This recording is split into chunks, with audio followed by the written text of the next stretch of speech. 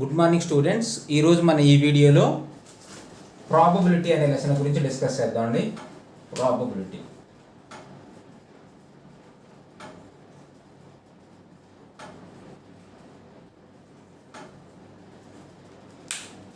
Probability ఏంటి? Probability definition of రాసుకోండి.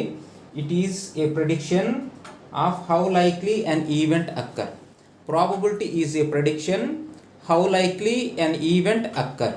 Okay, so probability అనేది ఒక ప్రెడిక్షను, ఒక ఈవెంట్ ఎలాగ జరుగుతుంది అనే దాని గురించి ప్రెడిక్ట్ చేయటాన్ని ఏమంటాము అంటే ప్రాబబిలిటీ అంటాం.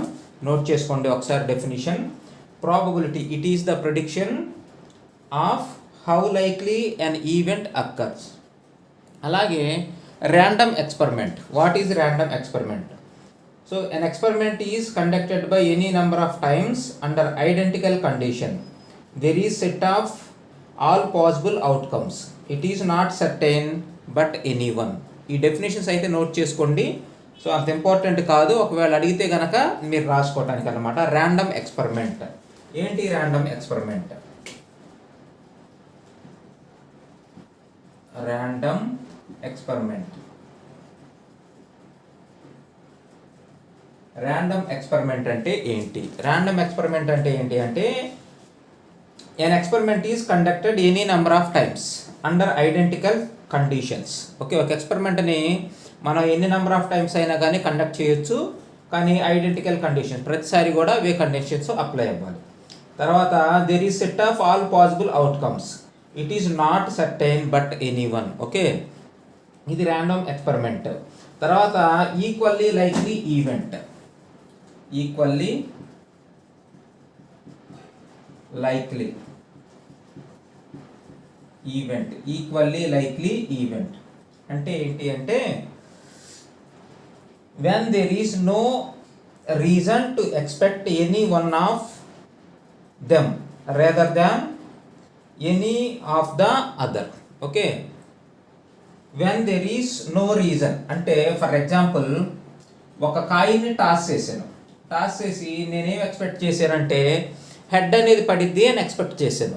కానీ ఇక్కడ హెడ్ ఎందుకు పడుతుంది, టైల్ ఎందుకు పడదు అనే దానికి రీజన్ ఏమీ ఉండదు. Okay, when there is an experiment in that we can expect any one of them. ఇక్కడ రెండు ఉన్నాయి, హెడ్ టైల్స్ అనే రెండు ఉన్నాయి. We can expect any one of them. There is no reason to expect other one. Okay, దీన్నే ఎందుకు expect చేసాము, అవతల దాన్ని ఎందుకు ఎక్స్పెక్ట్ చేయలేదు అనే దానికి రీజన్ అనేది ఏమీ కూడా ఉండదు. సో దానిని ఏమంటాము అంటే ఈక్వల్లీ లైక్లీ ఈవెంట్ అంటాం. అంటే ఒక కాయిన్ టాస్ చేసినప్పుడు హెడ్ టైల్ ఏదో ఒకటి పడిద్ది, కానీ నేనేం ఎక్స్పెక్ట్ చేస్తున్నానంటే హెడ్ ఒకటే ఎక్స్పెక్ట్ చేస్తున్నాను.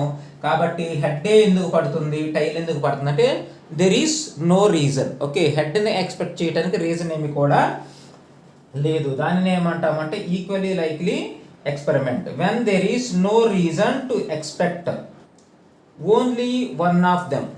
ఇక్కడ రెండున్న వాటిలో ఒకదాన్ని మాత్రం ఎక్స్పెక్ట్ చేయడానికి there is no reason rather than other. Okay, so దానిని ఏమంటాము అంటే ఈక్వల్లీ లైక్లీ ఈవెంట్ అంటాం. తర్వాత exhaustive event.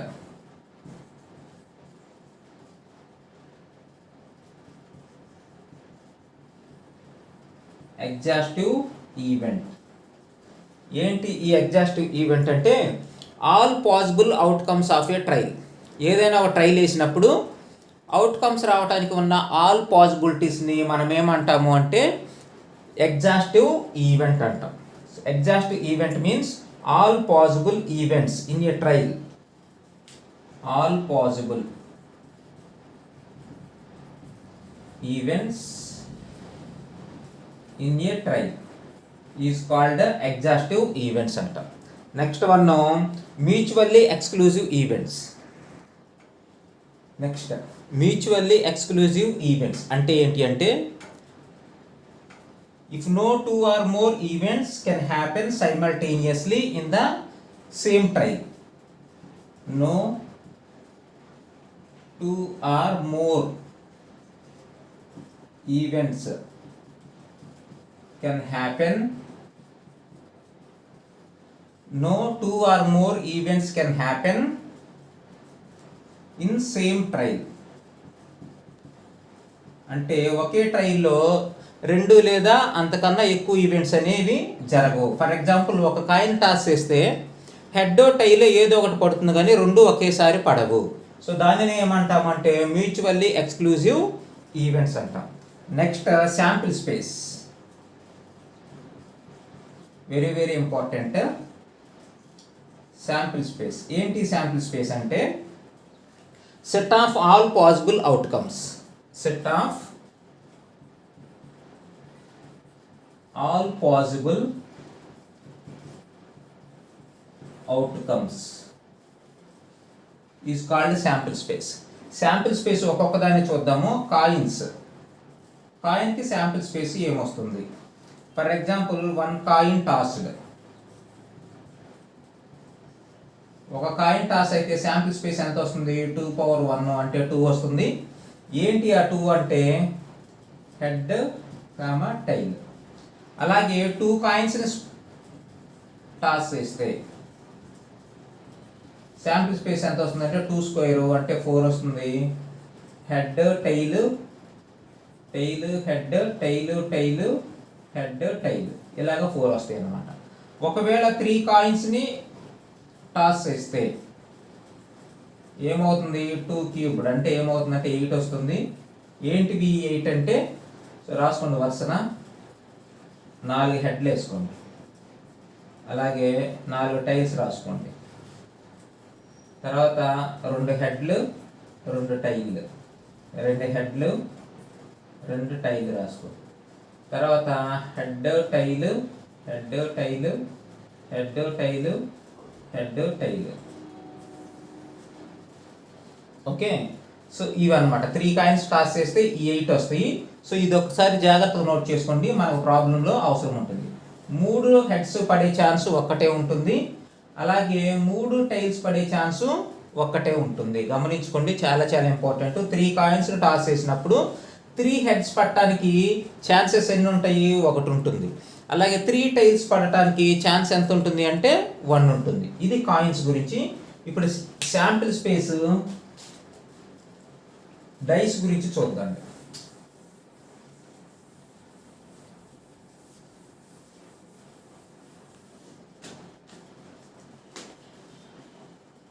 One die throw. ఒక డైన్ త్రో చేస్తే sample space S is equal to ఎంత ఉంటుంది అంటే 6. 6 power 1 that is equal to 6. ఏంటా 6 అంటే 1, 2, 3, 4, 5, 6. ఒకవేళ 2 డైస్ని త్రో చేస్తే 2 డైస్ని త్రో చేస్తే ఎంత వచ్చింది? 6 square అంటే 36. దీనికి శాంపిల్ స్పేస్ ఎలా రాస్తాము అంటే చూడండి, 1, 2, 3, 4, 5, 6. 1, 2, 3, 4, 5, 6. దీనికి ఏమొస్తుంది? 1, 1, 1, 2, 1, 3, 1, 4, 1, 5, 1, 6 ఇలాగ వస్తుంది. మీరు ఓన్గా రాసేసేయండి. 2, 1, 2, 2, 2, 3 ఇలా వస్తూ ఉంటాయి. మీకు కుదిరితే స్క్రీన్ షాట్ వేస్తాము, ఆ స్క్రీన్ షాట్ చూసి నోట్ చేసుకోండి. When you throw 1 die sample space is 6. When you throw 2 dice sample space is 6 square 36 వస్తుంది. ఓకే, ఇది చాలా చాలా ఇంపార్టెంట్ శాంపిల్ స్పేస్ మీద బిట్స్. ఇప్పుడు కార్డ్స్.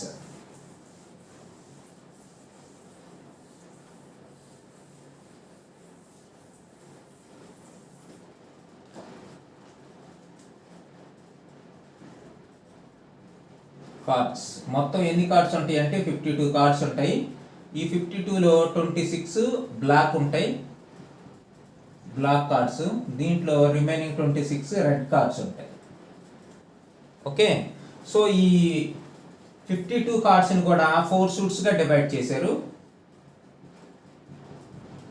4 suitsగా డివైడ్ చేశారు. ఈచ్ సూట్, ప్రతి సూట్లో కూడా ఎన్ని ఉంటాయి అంటే 13 కార్డ్స్ ఉంటాయి.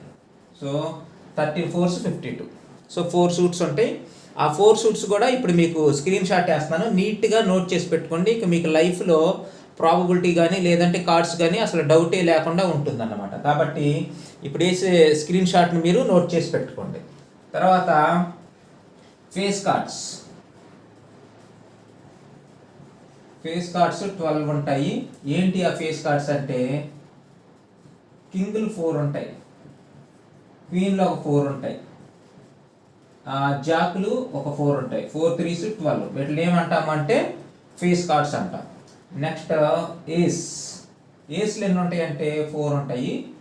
ఓకే, సో ఇది ఇన్ఫర్మేషను మీకు స్క్రీన్ షాట్ వేసాం కదా, అదంతా నోట్ చేసుకోండి, ఇబ్బంది లేకుండా ఉంటుంది. ఓకే, నెక్స్ట్ ఇప్పుడు శాంపిల్ స్పేసు ఇయర్ గురించి చూద్దామండి.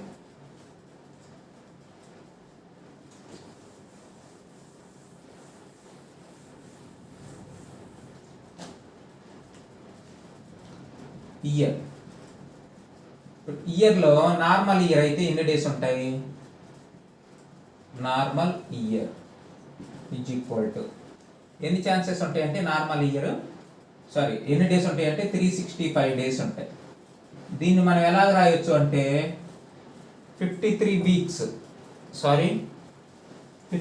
వీక్స్ ప్లస్ 1 డే మిగిలి ఉంటుంది అన్నమాట, ఒక add day.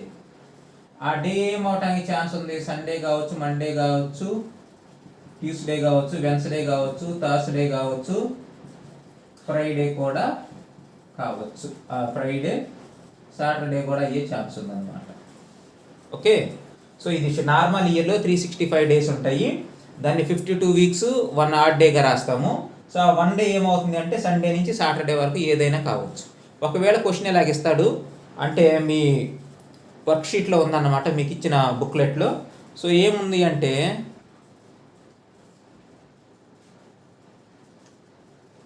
What is the probability that in a normal year to get number of Thursdays అంటాడు. అంటే థర్స్డేస్ రావడానికి నార్మల్ ఇయర్లో ఎన్ని ఛాన్సెస్ ఉన్నాయి అంటాడు. P of E is equal to ఎన్ని ఛాన్సెస్ ఉంటాయి చూడండి, ఇక్కడ ఒకటే ఉంది. థర్స్డేకి కానీ లేదంటే సండేకి కానీ ఏ డే ఇచ్చినా కానీ నార్మల్ ఇయర్ అయితే 1 ఉంటుంది. మరి టోటల్ డేస్ ఎన్ని ఉన్నాయి? 7. ఎన్ని ఉన్నాయి? 7. 1/7. సో క్వశ్చన్ ఇంకొకసారి నోట్ చేసుకోండి, ఎలాగ అడుగుతాడో నేను ఎక్స్ప్లెయిన్ చేస్తున్నాను. Find the probability that occurrence of Tuesdays in a normal year. ఒక నార్మల్ ఇయర్లో ట్యూస్డేస్ రావడానికి ప్రాబబిలిటీ ఎంత అంటున్నాడు. సో నార్మల్ ఇయర్ తీసుకుంటే 52 వీక్స్ వదిలేస్తాము, 1 డే మిగిలి ఉంటుంది. ఆ 1 డే ఎలాగుంటుంది రాసేస్తాము. అప్పుడు ప్రాబిలిటీ ఎంత అవుతుంది? నీకు ట్యూస్డే రావడానికి ఎన్ని ఛాన్సెస్ ఉన్నాయి? ఒకటే ఉంది కాబట్టి 1/7. ఒకవేళ ఫ్రైడే అన్నాడు అనుకోండి, సో ఫ్రైడేస్ రావడానికి కూడా ఎన్ని ఛాన్సెస్ ఉన్నాయి? నార్మల్ ఇయర్లో ఒకటే ఉంది కాబట్టి 1/7. గుర్తుంచుకోండి ఈ problem. Next leap year.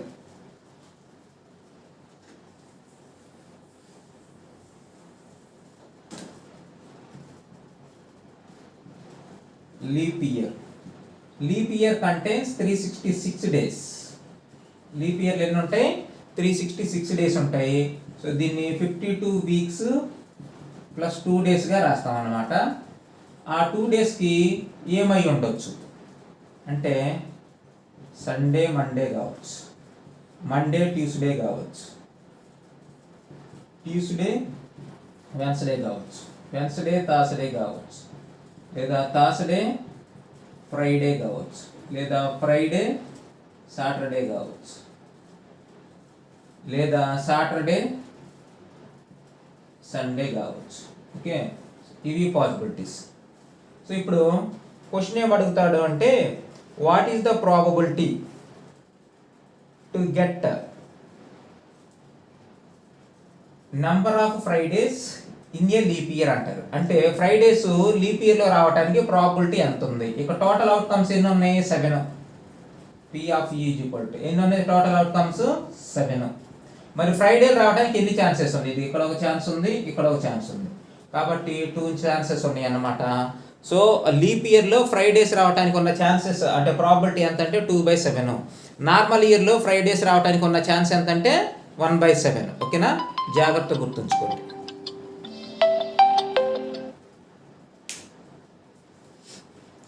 ఇంతటితోటి basic concepts explain చేయడం జరిగింది ఈ లెసన్లో. ఇప్పుడు మనం ఏం చేద్దాము అంటే వర్క్షీట్లో ఉన్న ప్రాబ్లమ్స్ ఒక్కొక్కటి సాల్వ్ చేద్దాం. అది నెక్స్ట్ పార్ట్లో చూద్దాం. ఓకే.